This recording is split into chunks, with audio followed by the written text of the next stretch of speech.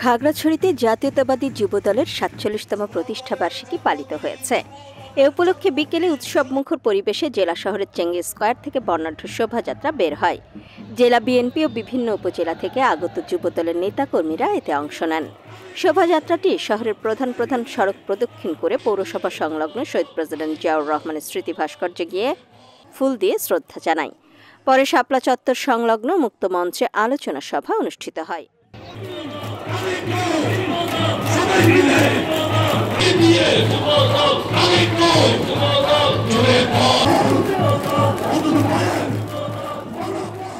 এতে ভার্চুয়ালি যুক্ত হয়ে প্রধান অতিথি হিসেবে বক্তব্য রাখেন জেলা বিএনপির সভাপতি ওয়াদুদ ভুইয়া।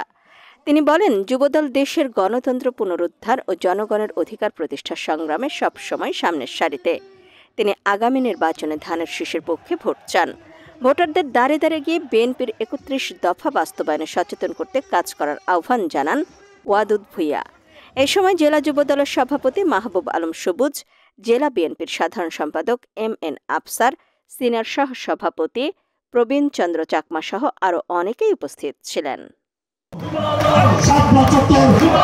সবাই বলো,